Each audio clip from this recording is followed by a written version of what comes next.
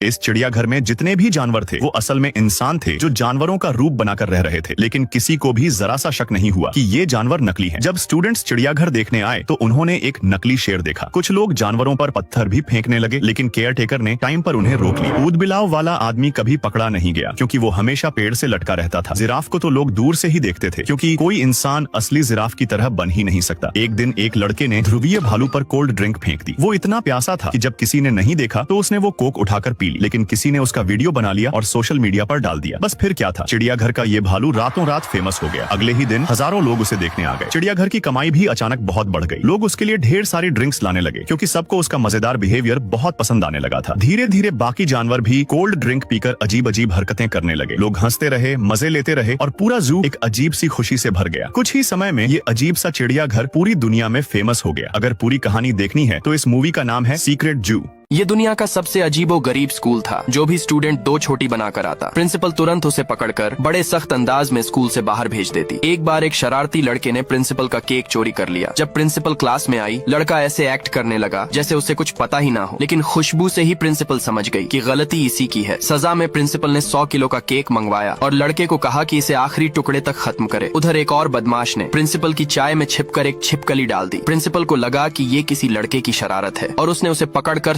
सख्त तरीके से डांट दिया। ये देखकर उसकी दोस्त लड़की खुद को रोक नहीं पाई। उसने अपनी टेलीकाइनेसिस पावर का इस्तेमाल किया, चाय का कप हवा में उठाया और सीधा प्रिंसिपल पर फेंक दिया। नतीजा ये हुआ कि वो छिपकली सीधी इस खड़ूस प्रिंसिपल के कपड़ों में जा पहुंची, जिससे प्रिंसिपल मैडम इधर उधर उछलने लगी। लड़का अचानक एक जंगली भैंसे में बदल गया, लेकिन डरने के बजाय वहाँ मौजूद सभी लोग हंसने लगे। फिर दो लड़कियों के हाथों पर पंख उगाए और वो काले कौवों की तरह उड़ गयी। ये कोई आम स्कूल नहीं था। इस स्कूल में हर किसी के पास किसी न किसी जानवर में बदलने की शक्ति थी। कुछ लोग भेड़ियों जैसे ताकतवर प्राणी बन जाते थे तो कुछ खरगोश या हिरण में बदल जाते थे। यहाँ तक कि उनके टीचर भी एक विशाल बाज में बदल सकते थे। इसी बीच स्कूल में एक नया लड़का आता है। सभी लोग उत्सुक थे ये देखने के लिए कि वो किस जानवर में बदलेगा। अचानक उसकी बाहों पर घने बाल उगने लगते हैं और वो एक माउंटेन लायन बन जाता है। ये देखकर सब लोग हैरान रह जाते हैं। उसकी ताकत परखने के लिए टीचर उसे एक लड़की से लड़ने को कहते हैं जो भालू में बदल सकती थी। सबको लगा कि भालू हार जाएगी क्योंकि वो बड़ी और ताकतवर तो थी, लेकिन माउंटेन लायन जितनी तेज नहीं थी। लेकिन कई राउंड के बाद भी लड़का उसे हरा नहीं पाता। उसकी कमजोरी समझकर